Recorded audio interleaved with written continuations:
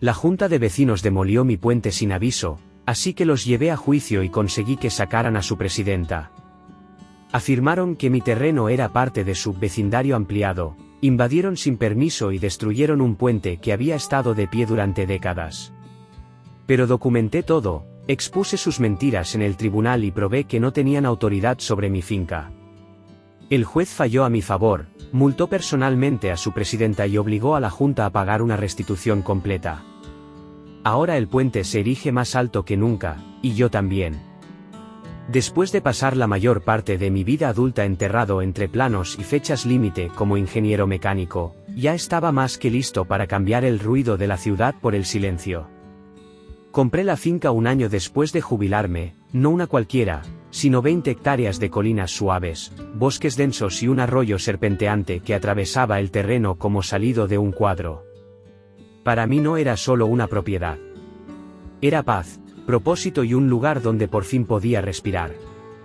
Cada mañana seguía la misma ruta, con las botas crujiendo sobre los senderos de tierra que yo mismo tracé, revisando cercas, admirando la quietud y dejando que el aire despejara mi mente. Mi parte favorita del paseo siempre me llevaba al viejo puente de madera cerca del arroyo, que había resistido firme durante décadas, mucho antes de que yo llegara.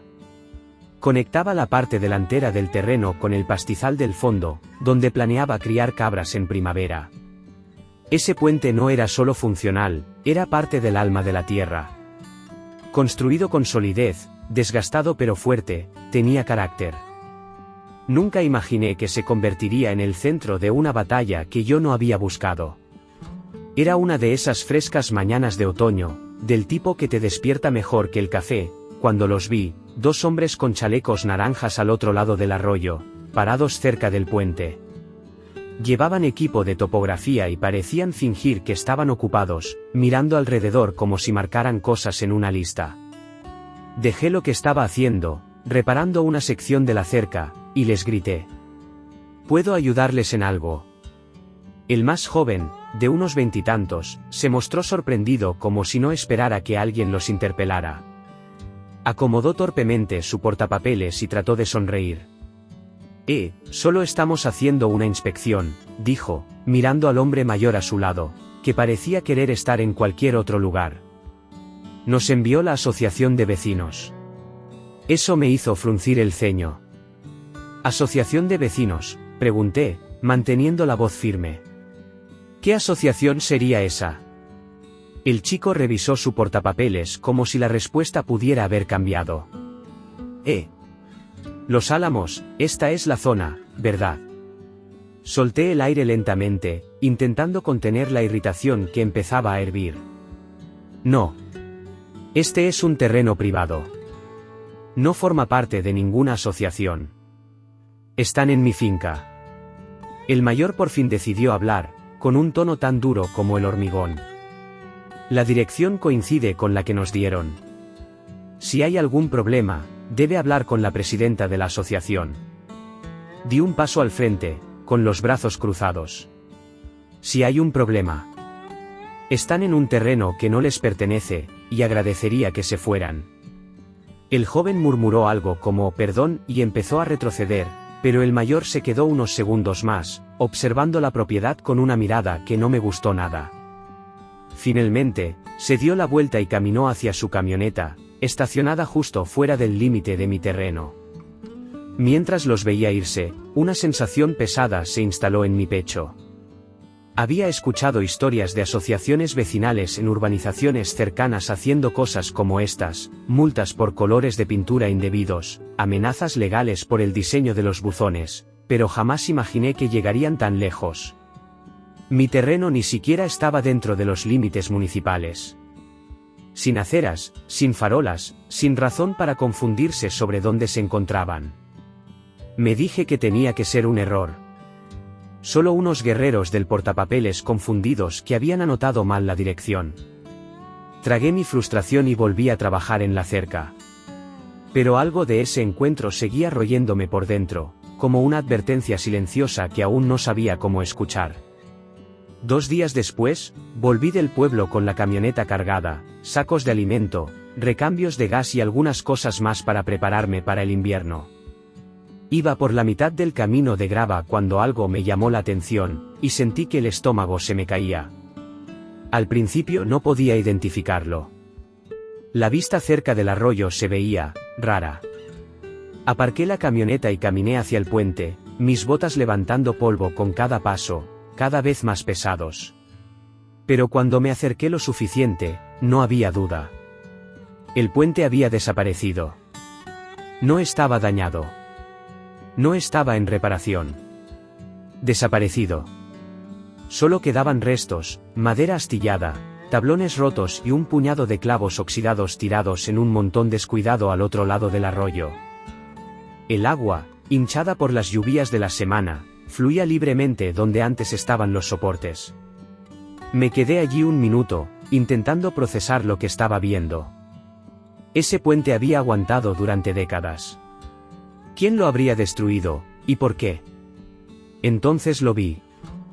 Una estaca de madera clavada en el suelo, y en ella un papel doblado ondeando al viento como si quisiera decir algo.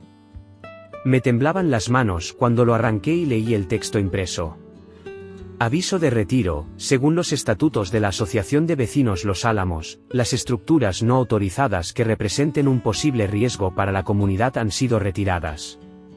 Si tiene preguntas, por favor contacte con la oficina de la asociación. No recuerdo la última vez que sentí tanta rabia. De ese tipo que te calienta la cara y te aprieta el pecho como un tornillo. Arrugué el papel en el puño, subí a la camioneta y pisé el acelerador hacia Los Álamos. Su oficina estaba escondida en una anodina galería comercial a las afueras de la urbanización, uno de esos lugares llenos de peluquerías, yogur helado y carteles que dicen «Nos importa tu comunidad», pero quieren decir lo contrario. Casi ni aparqué antes de bajarme del vehículo, la grava volando bajo las ruedas. Por dentro, el sitio era impecable de ese modo inquietante y sobrelimpio. Paredes llenas de carteles motivacionales, plantas artificiales en cada esquina y una recepcionista tras el mostrador con una sonrisa robótica. «Buenas tardes, ¿en qué puedo ayudarle?», canturreó. Manteniendo el tono tenso, respondí: «Necesito hablar con quien esté a cargo». «Ahora». Su sonrisa se desdibujó apenas lo justo y levantó el teléfono sin decir nada más. «La señora Domínguez lo recibirá», dijo, señalando un pasillo. No esperé. Caminé directo al fondo y abrí la puerta, encontrándome cara a cara con la mujer de la que solo había oído hablar, Marta Domínguez, presidenta de la Asociación de Vecinos Los Álamos. Era exactamente como la imaginaba. Impecablemente vestida, el pelo tan perfecto que parecía falso, con una postura como si fuera a posar para un retrato. Levantó la vista desde su escritorio con esa sonrisa fina y ensayada que imagino usaba justo antes de arruinarle la semana a alguien. «Señor Morales, supongo», dijo, con una voz aguda y fría como si acabara de morder un limón. «¿En qué puedo ayudarle?». Solté el papel arrugado sobre su escritorio. «¿Puede explicarme por qué mandó a destruir mi puente? Y ya que está, dígame por qué su gente estaba siquiera en mi propiedad». Ni siquiera pestañeó. Su puente era un peligro para la seguridad. No cumplía con nuestros estándares. Me quedé mirándola, boquiabierto. ¿Sus estándares? Yo no formo parte de su asociación. No vivo en Los Álamos. Soy dueño de mi terreno. Esto no es su jurisdicción. Movió la mano como si yo estuviera exagerando. Su propiedad colinda con la comunidad de Los Álamos. Eso la convierte en parte de nuestro vecindario extendido. Tenemos la responsabilidad de mantener la seguridad y la armonía visual en la zona. Me incliné hacia adelante, con la voz baja pero temblando de furia. Eso es lo más ridículo que he escuchado. Ustedes invadieron. Destruyeron mi propiedad. No tenían ningún derecho. Los ojos de Marta se entrecerraron, y su sonrisa se transformó en algo más filoso. Actuamos de forma preventiva. Si alguien se hubiera lastimado, habría afectado la imagen de la comunidad. Teníamos todo el derecho a intervenir. No lo podía creer. Lo decía completamente en serio. Sin disculpas. Sin dudar. Solo una confianza arrogante y una lógica retorcida. Ustedes van a pagar por ese puente, dije entre dientes. Y van a mantenerse lejos de mi terreno. Marta ladeó la cabeza como si yo fuera un niño ingenuo que no conocía las reglas. Puede presentar su reclamo ante la Junta, señor Morales. Que tenga un buen día. Salí de esa oficina con los puños tan apretados que me dolían los nudillos. Esa mujer no solo había cruzado un límite, lo había prendido fuego. Y si pensaba que yo iba a dejarlo pasar, no me conocía en absoluto. Esto no había terminado. Ni siquiera había empezado. El camino de vuelta a mi finca se sintió más largo de lo habitual, y no solo por el tráfico. Tenía la cabeza dando vueltas, repitiendo cada palabra de Marta Domínguez como un disco rayado. Hablaba con un nivel de arrogancia que te hacía hervir la sangre, como si realmente creyera que tenía alguna autoridad divina sobre todo lo que alcanzaba la vista desde las vallas blancas de los Álamos. Pero no pensaba dejar que su actitud altiva ni sus estatutos falsos me hicieran retroceder. Apenas llegué a casa, me serví una taza fuerte de café y me senté en la mesa de la cocina con un solo objetivo, demostrar sin lugar a dudas que no tenían ningún respaldo legal. La primera llamada que hice fue a la oficina del registro del condado. Expliqué la situación a la mujer que me atendió, y ella accedió a los mapas y archivos de zonificación más rápido de lo que esperaba. Señor, dijo con total claridad, su propiedad está completamente fuera de los límites municipales. No forma parte de ninguna urbanización, ni concejo local, ni asociación vecinal. No hay ninguna autoridad legal que vincule su terreno con los Álamos. Eso era todo lo que necesitaba oír. Le di las gracias, colgué y marqué inmediatamente el número de alguien con quien no hablaba desde hacía años, Ricardo Valverde, el abogado de propiedades que me ayudó a cerrar la compra de la finca cuando la adquirí. Ricardo respondió en el tercer timbrazo. Su voz seguía igual, calma, aguda y siempre unos pasos por delante. Le conté toda la historia, los topógrafos sorpresa, el puente destruido, la carta absurda clavada en una estaca y mi encuentro con Marta Domínguez. No me interrumpió ni una vez. Cuando terminé, hubo un silencio al otro lado de la línea y luego un silbido bajo. ¿Retiraron una estructura de tu propiedad sin tu consentimiento?, preguntó, como si no pudiera creerlo. Y están diciendo que fue dentro de sus derechos porque tu terreno es colindante con su urbanización. Asentí, aunque él no podía verme. Eso es exactamente lo que están diciendo. Pues mira, Javier, dijo, esto es uno de los casos más claros de allanamiento y daños a la propiedad que he visto. No tenían jurisdicción. No tenían ningún respaldo legal. Tú no formas parte de su asociación, y desde luego no tenían autoridad para tocar nada en tu terreno. Redactaré una carta de cese y desista de inmediato. Les notificaremos formalmente que se mantengan fuera de tu propiedad, y podemos empezar a construir un caso por daños. Solté el aire despacio, el primer respiro de alivio real desde que desapareció el puente. Bien. Quiero que se hagan responsables, Ricardo. No pueden hacerle esto a la gente. Ese es el plan, dijo con seguridad, aunque no endulzó lo que venía después. Te lo digo directamente, las asociaciones como esta, sobre todo si están lideradas por alguien como Marta Domínguez, no suelen rendirse en silencio. Van a demorar, a intentar intimidarte, incluso a alargar las cosas en los tribunales. Pero la ley está de tu lado, y eso nos da ventaja. Empieza a documentarlo todo. Fotos, correos electrónicos, cualquier carta o nota. Y lleva un registro de todas las personas con las que hablaste. Necesitaremos una línea de tiempo completa. Pasé el resto del día así, tomando fotos de la destrucción junto al arroyo desde todos los ángulos posibles, capturando cómo los tablones yacían rotos y dispersos como basura olvidada. Escribí todo lo que recordaba sobre los dos hombres del chaleco, la conversación con Marta, incluso el olor de su oficina, a la banda falsa y control. Ya no solo estaba enfadado, estaba concentrado. Eligieron al hombre equivocado para avasallar. Si Marta pensaba que podía intimidarme con su falsa autoridad y sonrisa corporativa, estaba a punto de aprender lo que era una resistencia real. A la mañana siguiente, Ricardo tenía la carta de cese y desista lista. La envió por correo electrónico y por correo certificado a la oficina de la Asociación de los Álamos, sin dejar espacio para excusas.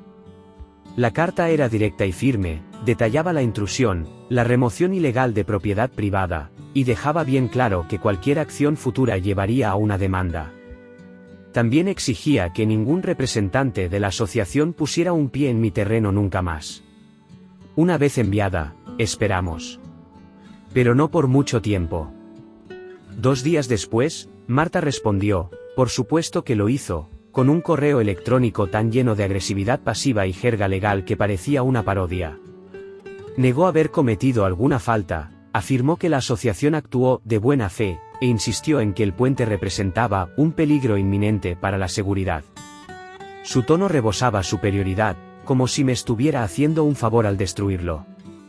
Según ella, tenían un deber cívico de proteger la estética y la seguridad física del vecindario en general, y como mi propiedad afectaba la cohesión visual de los Álamos, estaban en su derecho de actuar. Leí ese correo 3 veces para asegurarme de no estar alucinando. La arrogancia prácticamente rezumaba de la pantalla. Seguía creyendo que tenía algún tipo de autoridad sobre mi terreno solo porque su urbanización estaba cerca. Eso no solo era incorrecto, era delirante. Reenvié el correo directamente a Ricardo, que respondió en menos de 1 hora. Esto nos favorece, escribió. Está redoblando su postura. Demuestra intención y desconocimiento de los límites legales. Lo usaremos. Con eso, redactó una respuesta formal, esta vez con amenazas legales bien claras. Compensación por los daños. Una advertencia de demanda si la asociación se atrevía siquiera a mirar mi terreno de nuevo. Y documentación de su entrada ilegal. Mientras Ricardo se encargaba de los documentos legales, yo me concentré en construir un caso a prueba de todo. Empecé a fotografiar todo otra vez, los restos del puente, los agujeros de clavos en el suelo donde habían clavado la estaca, las huellas de neumáticos en el barro cerca del límite de la propiedad. Hice copias de seguridad de cada foto en 3 lugares distintos. Anoté todos los detalles en una carpeta, con fechas y horas de todo lo que podía recordar. Imprimí el correo de Marta, el aviso original que dejaron clavado, e incluso saqué imágenes satelitales de la propiedad para mostrar lo lejos que estaba de la casa más cercana de los Álamos. No iba a dejar ni un solo hueco por donde pudieran escabullirse. Lo que me sorprendió fue lo rápido que empezó a correr la historia.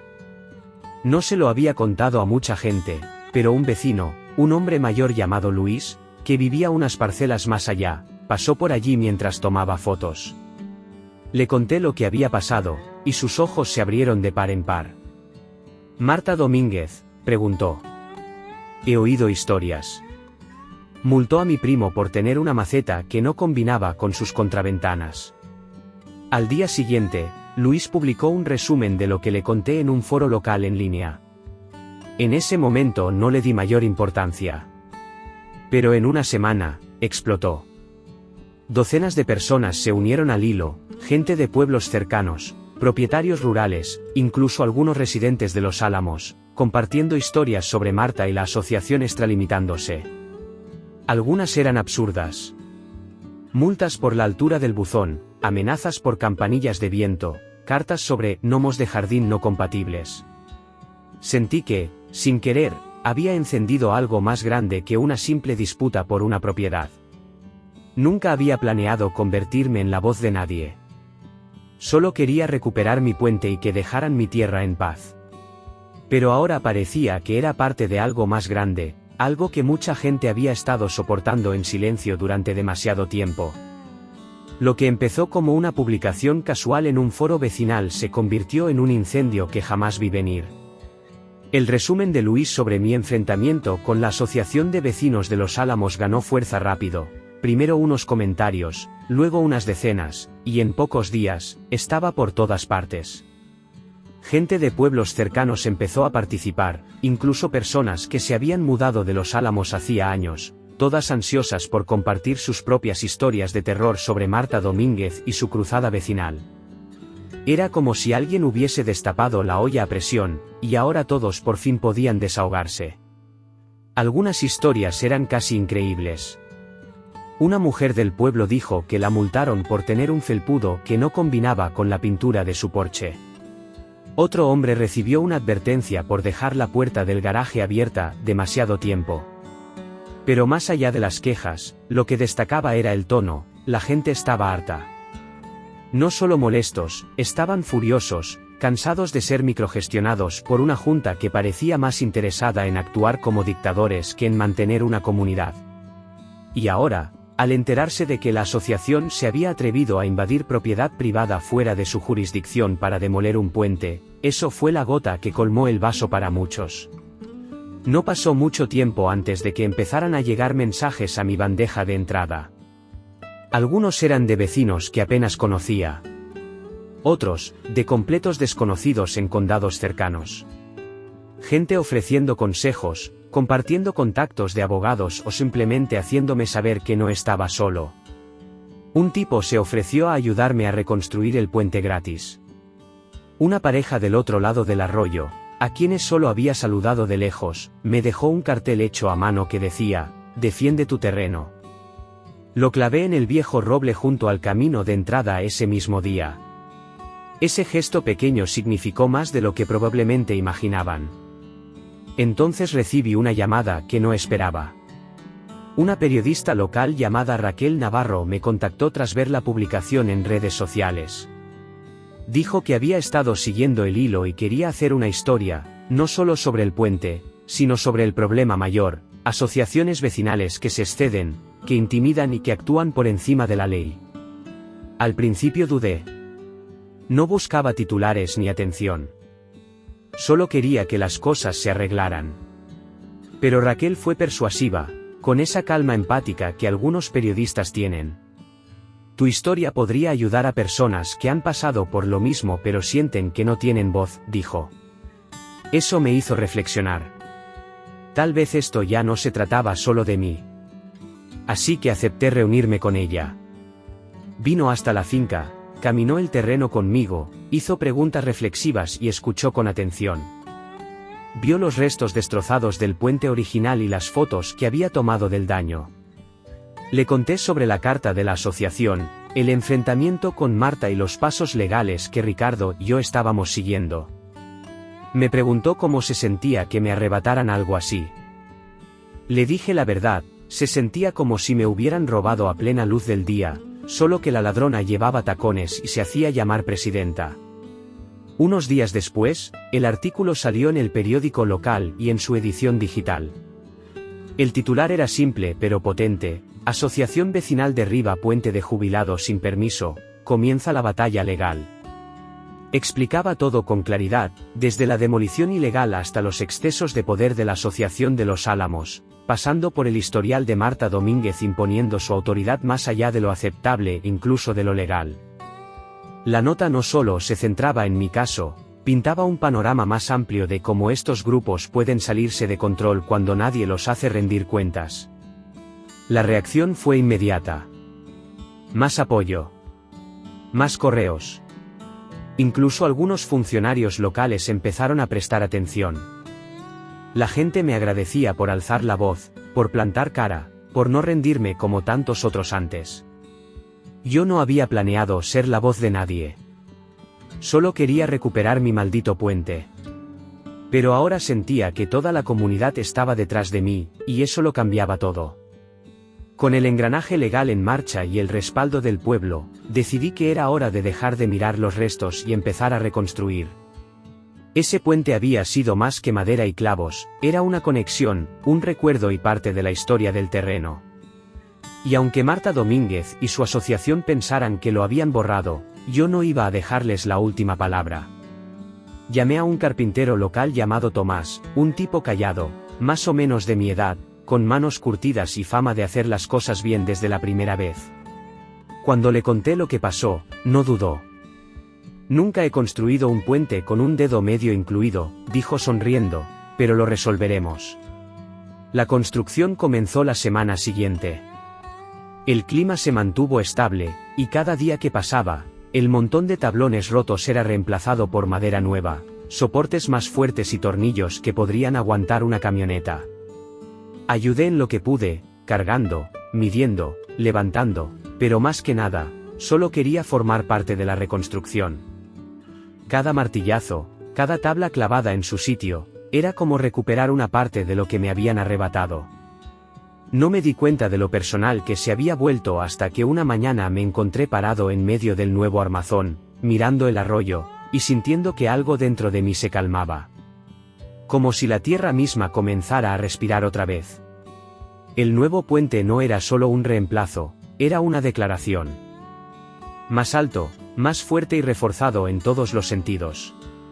Tomás incluso talló una pequeña inscripción en una de las barandillas laterales cuando terminamos, construido para quedarse. No le pedí que lo hiciera, pero se me hizo un nudo en la garganta al pasar la mano sobre esas letras lisas. Era sutil. Silencioso. Pero lo decía todo. Mientras tanto, Marta Domínguez no había aflojado ni un poco.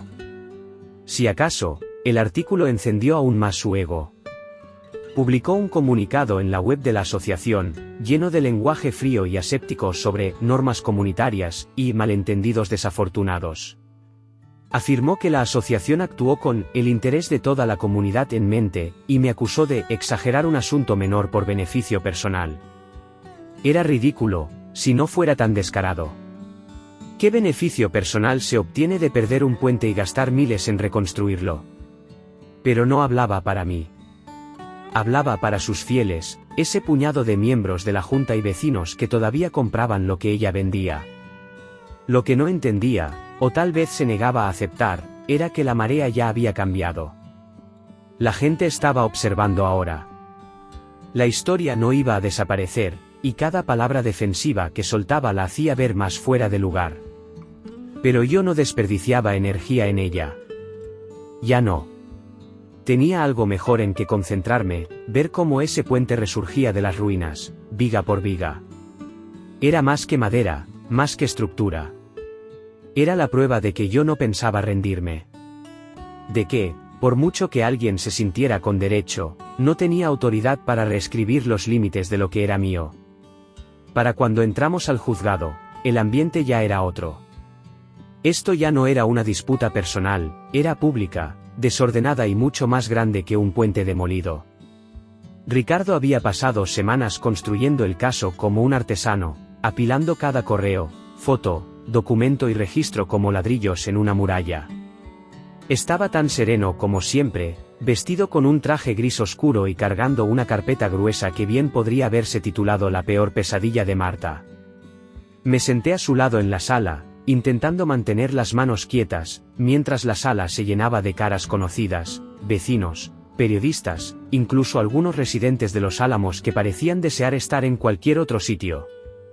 Marta llegó flanqueada por dos abogados, aún perfectamente arreglada, con esa expresión tensa como si acabara de oler algo desagradable. No me miró ni una vez. Se sentó erguida, altiva, confiada, o al menos fingiendo estarlo. Pero cuando el juez entró y comenzaron los procedimientos, esa fachada de control empezó a resquebrajarse. Ricardo abrió con los hechos. Expuso paso a paso los límites de mi propiedad, la prueba legal de que no formaba parte de la asociación, la carta de cese y desista, las fotos del puente destruido, y lo más condenatorio de todo, el rastro documental que Marta había dejado con tanto orgullo. Correos enviados a miembros de la Junta donde se jactaba de limpiar las propiedades colindantes, actas de reuniones donde se refería a mi terreno como contaminación visual, y notas internas donde reconocía claramente que la finca estaba fuera de la jurisdicción de Los Álamos. Los abogados de Marta intentaron tergiversarlo. Argumentaron que la asociación tenía una preocupación razonable por la seguridad comunitaria, y que sus acciones fueron bien intencionadas. Intentaron pintarme como un viejo terco con un puente desvencijado que se negaba a escuchar razones. Pero el juez no lo compró, ni por un segundo. Se inclinó hacia adelante durante el contrainterrogatorio y le preguntó directamente a Marta, ¿sabía usted que esta propiedad no estaba bajo la autoridad de su asociación? Ella tartamudeó, intentó esquivar la respuesta, y finalmente admitió que sí, pero afirmó que hizo lo mejor para el vecindario. Ahí fue cuando el ambiente en la sala cambió. Sus abogados pusieron cara de haber tragado algo amargo, y un murmullo recorrió los asientos detrás de nosotros. Después fue mi turno. Subí al estrado y conté la verdad, como encontré el puente destruido, lo que sentí al ver una parte de mi tierra arrancada sin previo aviso, y cómo Marta me trató como si no tuviera derecho a defenderme. No tuve que exagerar nada. El juez escuchó con atención, asintiendo de vez en cuando, y podía sentir cómo todo iba cayendo en su sitio. Al final del día, el veredicto era evidente. El juez no se anduvo con rodeos. Falló a mi favor sin titubear, ordenó a la asociación pagar la restitución total por el puente, daños adicionales por allanamiento y compensación por el estrés emocional causado por la demolición ilegal. Y en un giro raro que sorprendió incluso a Ricardo, el juez multó personalmente a Marta Domínguez por orquestar todo, calificando sus acciones de negligencia intencional y abuso de autoridad. Ella se quedó paralizada, labios apretados, manos aferradas al borde de la mesa como si se sujetara para no caer. No me regodeé. Ni siquiera la miré. Solo me senté ahí, respirando el momento. Después de tanta rabia, estrés y noches sin dormir preguntándome hasta dónde llegaría todo esto, la verdad por fin había prevalecido. No solo habían destruido un puente, intentaron atropellar los derechos de alguien. Y aprendieron, por las malas, que no todos se dejan pisotear. Salir de ese juzgado fue como quitarme un peso que no sabía que llevaba encima. El fallo no fue solo una victoria, fue una validación. La decisión del juez no solo reconocía lo que Marta Domínguez y la asociación habían hecho, lo exponía. La orden fue clara: compensación total por el costo de reconstrucción del puente, daños por allanamiento, restitución adicional por el estrés emocional causado, y además, una multa personal impuesta directamente a Marta. No creo que lo viera venir.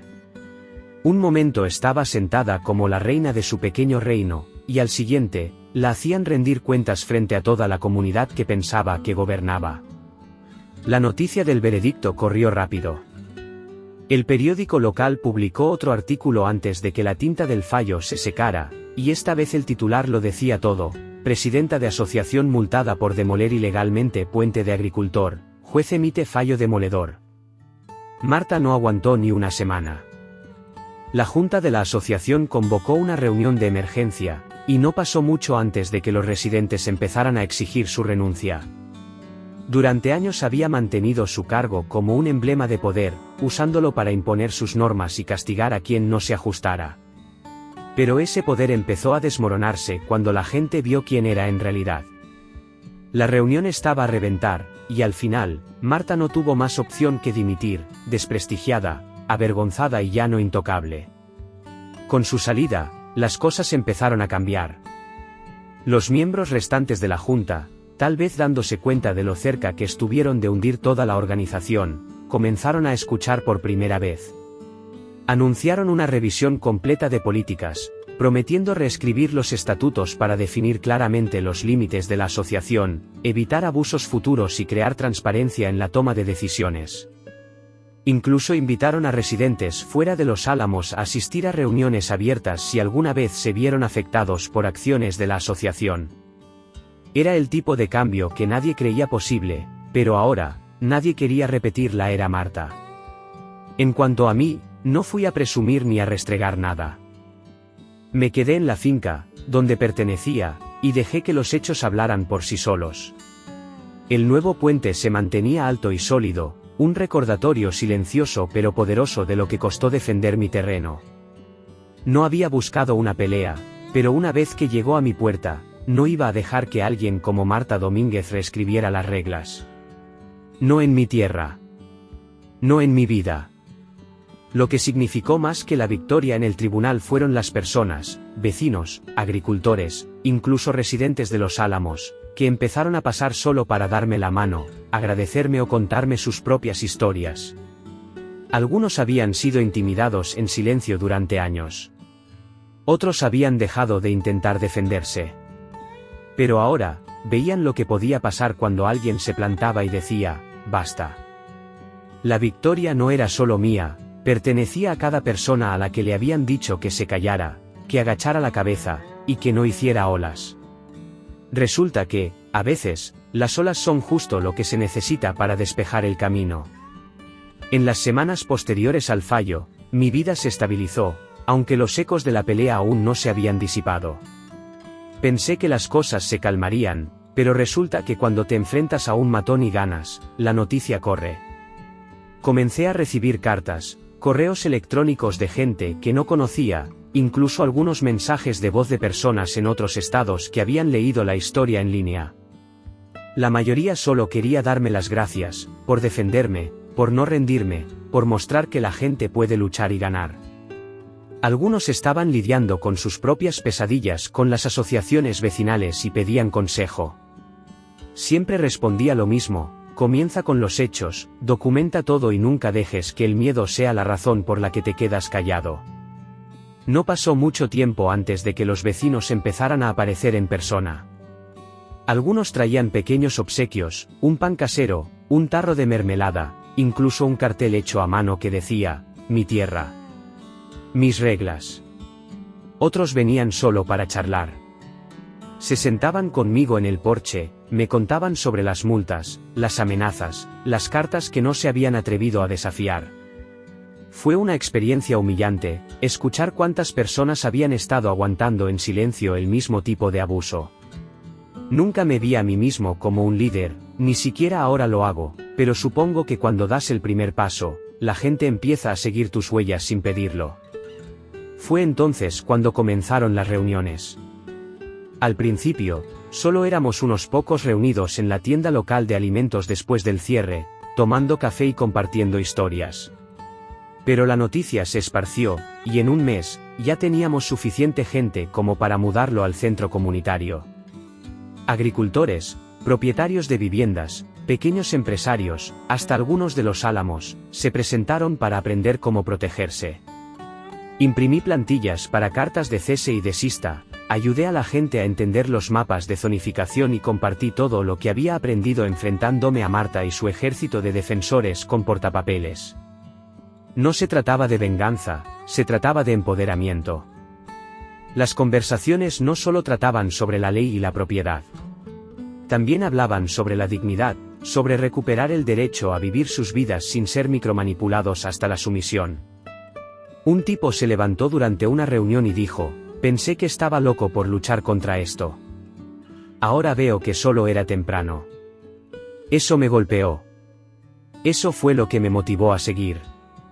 No quería atención, y definitivamente no buscaba un foco de luz sobre mí. Pero empecé a darme cuenta de que el liderazgo no siempre significa dar discursos o llevar un título. A veces solo se trata de ser firme, ser la persona que dice, no estás solo. Y no estás loco. Seguí dirigiendo la finca, trabajando la tierra y caminando por ese puente todas las mañanas como siempre. Pero ahora, cuando cruzaba, llevaba algo más que comida para las cabras o herramientas para la cerca. Llevaba historias, rostros, y el conocimiento silencioso de que lo que luchamos por preservar tenía importancia. Y eso hacía que cada paso se sintiera un poco más fuerte. Exactamente un año después de encontrar mi puente destruido, me paré sobre su estructura reconstruida, con las manos descansando sobre la suave barandilla de madera, mirando el arroyo deslizarse suavemente sobre las rocas. El aire de otoño era fresco, y las hojas habían tomado esa mezcla familiar de oro y fuego que siempre hacía que esta tierra se sintiera como un cuadro hecho realidad. El sol comenzaba a ponerse detrás de las colinas, proyectando largas sombras sobre el pastizal, y todo a mi alrededor estaba en silencio, el tipo de silencio que no se nota hasta que has vivido a través del ruido. Pasé la mano sobre la veta de la madera, recorriendo el trabajo que Tomás y yo habíamos hecho, recordando cada tabla que pusimos y cada tornillo que apretamos. Todavía estaba firme, quizá más fuerte que antes. Pero este puente se había convertido en algo más de lo que imaginé. Ya no era solo un paso. Era una marca. Un símbolo de la lucha que nunca planeé, la tormenta que nunca invité, y la línea que me negué a dejar que cruzaran. Es curioso cómo algo tan simple puede llegar a significar tanto. Hace un año, ese puente solo era parte de la finca. Ahora, carga con el peso de la perseverancia, de mantenerse firme cuando alguien intenta derribarte. No gané porque grité más fuerte. Gané porque no me doblé. Me mantuve firme en lo que era mío, no por despecho, sino por principio. Y, de algún modo, en el camino, esa determinación silenciosa ayudó a otros a encontrar sus voces también. La finca sigue igual, pero yo no. No realmente. He pasado por algo que intentó desgarrar la misma tierra bajo mis pies, y aquí sigo. Tal vez más arraigado que nunca. Las cabras finalmente están en el pastizal trasero donde pertenecen, el granero ha sido ampliado, y la línea de la cerca está más apretada que nunca. La tierra se siente completa otra vez. Y yo también. Mientras el sol bajaba y el cielo se teñía de ese suave tono ámbar que siempre me hacía detenerme, miré los campos y sonreí. No porque todo estuviera perfecto, sino porque estaba en paz. Porque mantuve la línea, y al hacerlo, encontré algo que ni siquiera sabía que había perdido: propósito. El puente crujió suavemente bajo mis botas mientras me giraba para caminar de vuelta hacia la casa, la última luz bailando sobre el agua detrás de mí. La noche caería pronto, pero no me preocupaba. La tierra estaba tranquila, la lucha había terminado, y por primera vez en mucho tiempo, me sentí completamente en paz.